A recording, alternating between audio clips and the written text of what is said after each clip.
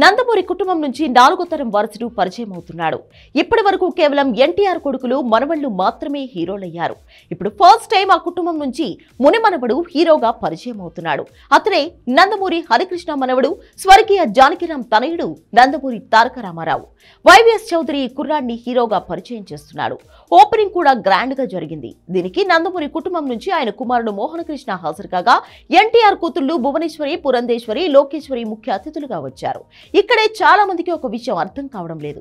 సొంత అన్నయ్య కొడుకు సినిమా ఓపెనింగ్ జరుగుతుంటే జూనియర్ ఎన్టీఆర్, కళ్యాణ్ రామ్ ఎందుకు రాలేదు అని సోషల్ మీడియాలో చర్చ జరుగుతోంది. అయితే ఎన్టీఆర్ ఎందుకు రాలేదు అనే విషయం చాలా మందికి క్లారిటీ ఉంది. ఆయన ఇండియాలో లేడు, ప్రస్తుతం లండన్ లో ఉన్నాడు తారక్. దాంతో పాటు సమ్మర్ వెకేషన్ ఎంజాయ్ చేస్తున్నాడు. ఆయనతో పాటు కుటుంబం కూడా అక్కడే ఉంది కాబట్టి ఈ వేడుకకు రాలేకపోయాడు జూనియర్ ఎన్టీఆర్.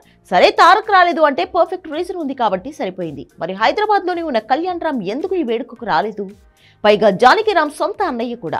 అలాంటి అన్న కొడుకు సినిమా ఓపెనింగ్ ఫంక్షన్ జరుగుతుంటే ఎందుకు కళ్యాణ్ రామ్ దూరంగా ఉన్నాడు అని అనుమానాలు అందరిలోనూ కలుగుతున్నాయి. దీనికి సమాధానం కాస్త నిక్కచ్చిగానే వినిపిస్తోంది.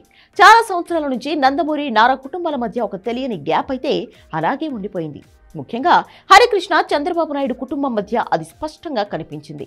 అప్పట్లో చంద్రబాబుకు వ్యతిరేకంగా హరికృష్ణ ఒక పార్టీ కూడా పెట్టాడు. ఆ తర్వాత వారసులు కూడా అదే గ్యాప్ మెయింటైన్ చేస్తున్నారు.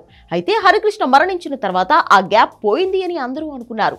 కానీ ఇప్పటికీ ఆ కనబడిన ఒక సన్నని గీత ఆ రెండు కుటుంబాల మధ్య ఉందని తాజా సంఘటనతో అర్థమైంది అంటున్నారు విశ్లేషకులు.